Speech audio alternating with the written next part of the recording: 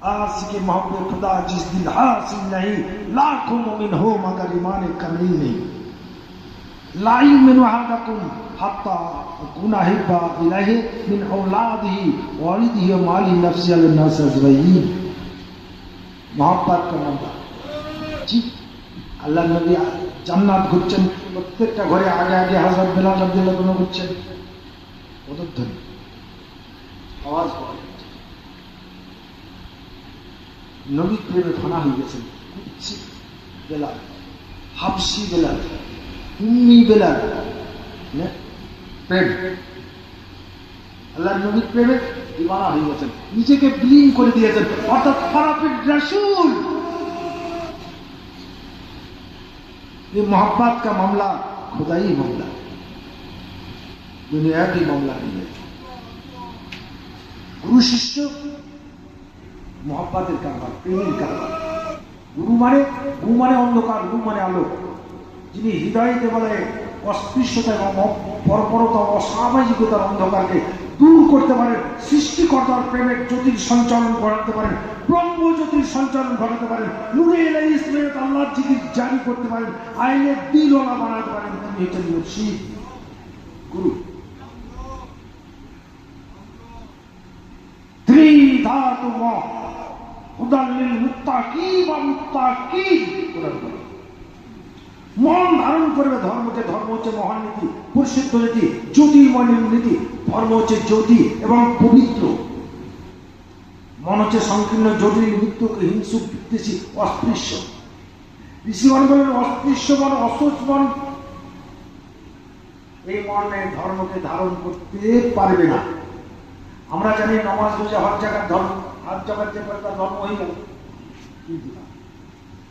নামাজ রোজা হজ জাকাত আমাকে যদি ধার্মিক বানাতে পারে, জি, মন্দির মসজিদ গির্জা যদি ধার্মিক বানাতে পারে, এলেম কালাম শিক্ষা করার পর আমাকে যদি ধার্মিক বানাতে পারে, তবে এলেম শিক্ষার লাভ, তবে মসজিদে যাওয়ার লাভ, তবে হজে যাওয়ার লাভ, তবে মন্দিরে যাওয়ার লাভ, গোয়াকাশি বৃন্দাবনে যাওয়ার লাভ, মালা জপার লাভ, তসবি জপার লাভ, পাগড়ি বাঁধার লাভ, পেরুয়া টিকি তিলক লাগার লাভ, লম্বা জুব্বা পড়ার লাভ, সবকিছু লাভ তখন যদি আমাকে এই কর্ম ধার্মিক বানাতে পারে।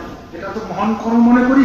এই কর্ম যদি আমাকে মহান করে, এই নতুন কর্ম যদি মহান নীতির প্রতিকূলে না আসে, সভ্য নীতির প্রতিকূলে না আসে, সমন্বয় নীতির প্রতিকূল পরিবেশ সৃষ্টি না করে, শান্তির নীতির প্রতিকূল পরিবেশ সৃষ্টি না করতে পারে, সাম্য নীতির প্রতিকূল পরিবেশ যদি সৃষ্টি করে, নামাজ পড়ার পর মন্দিরে গির্জাতে মূল মসজিদে মাথা ঢোকার পর জাহান্নাম হবে। কথা বোঝা গেল? মহান নীতি, ধর্ম হচ্ছে মহান, আল্লাহ হচ্ছে মহান, আর মানুষের মধ্যে মহান সত্তা আছে, অবচেতন অবস্থায় মানুষের মধ্যে আল্লাহর আধার আছে। এটাকে জাগ্রত করতে হবে। এটা পরস্পরের পরশনালে হবে না।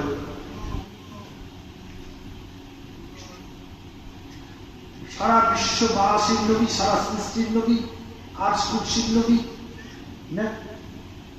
আল্লাহর সৃষ্টি, সমস্ত সৃষ্টির নবী। আকা মাওলা তাজদার ইবনে সরকার বলেন সাল্লাল্লাহু আলাইহি সাল্লাম সকলের জন্য, কোরআন সকলের জন্য, বিশ্ব শান্তি প্রতিষ্ঠিত করার জন্য, সাম্যবাদকে সমর্থনের অধিকারী করার জন্য, জাতির জন্য গান্ধীজি বলছেন দেখো প্রথম মসজিদ তৈরি করলেন আলতোবা। তখন মসজিদও ছিল না, আজানও ছিল না, আর কলমা পড়া মুসলমান ছিল না।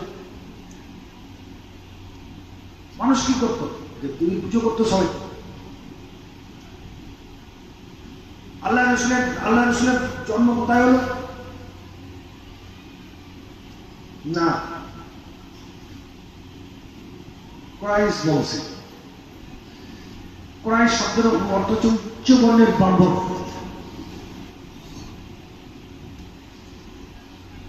বেদ লিখেছে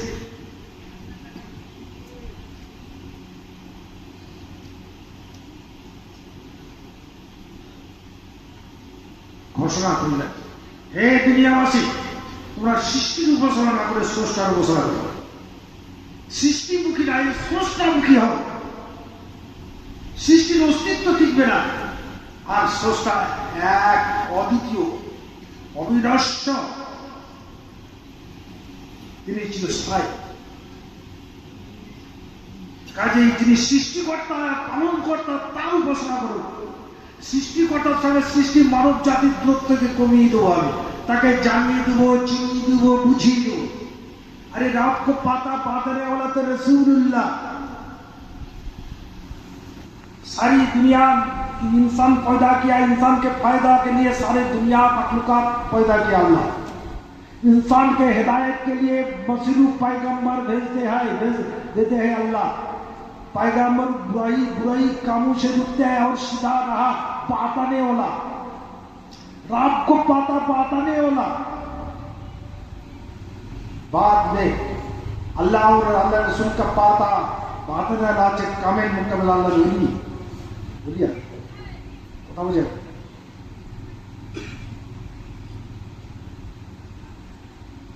আমরা তো একদিন চলে যাব, যেমন একদিন কেউ ছিল না, আল্লাহ ছিলেন, একদিন সব হারিয়ে যাবে, আল্লাহ থাকবে আর বান্দা থাকবে।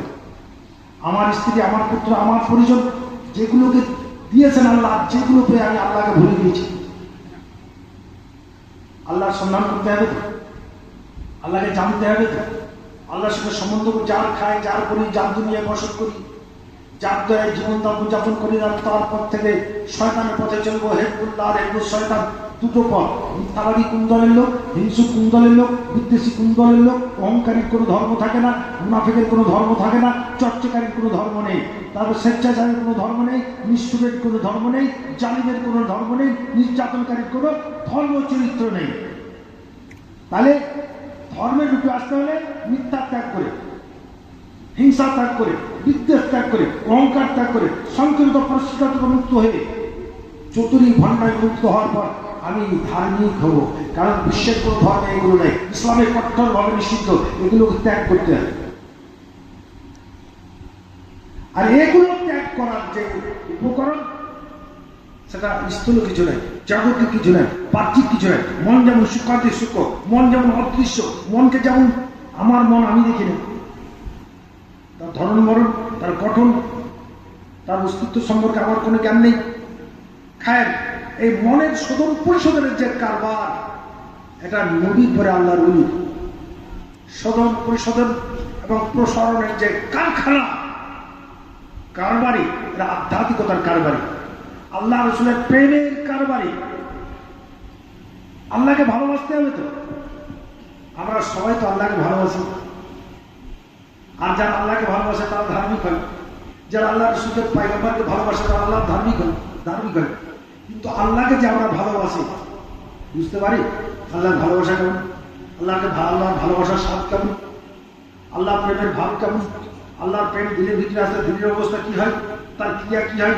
প্রত্যেককে বন্ধুর প্রেম আসলে তার ক্রিয়া বুঝি, স্ত্রীর প্রেমের ক্রিয়া প্রতিক্রিয়া বুঝি, অনুভূতি বুঝি, স্বাদ বুঝি, সন্তানের ভালোবাসার স্বাদ বুঝি, ক্রিয়া প্রতিক্রিয়া বুঝি, অর্থ ভালোবাসি তার স্বাদ বুঝি, ক্রিয়া প্রতিক্রিয়া বুঝি। কিন্তু আল্লাহকে যে ভালোবাসি মুখে কিছু বুঝি না। খোদার প্রেমিক নইলে প্রেমের মর্ম কেউ তো বোঝে না। খোদার প্রেমিক নইলে প্রেমের মর্ম কেউ তো জানে না। প্রেম দরিয়ায় ডুব দিলে পাবি রে ঠিকানা, কেউ তো বোঝে না। দেখো মুসা নামে পয়গম্বর ছিল, ওগো তুর পাহাড়ে খোদা দিদার দিল। খোদার নূরে পাহাড়ে জলে, দেখো মুসা জলে না, কেউ তো বোঝে না। খোদার প্রেমিক নইলে প্রেমের মর্ম কেউ তো বোঝে না। খোদা তারে প্যারা বলে অগ্নির মাঝে তা জ্বলি দিলেন। কুদরাতের ফুল ফুটাইলেন, দেখো আশিক জ্বলে না, কেউ তো বোঝে না। ইব্রাহিম খলিল নবীরে, দেখো নমরুদ বাদশা ফেরেবে করেন।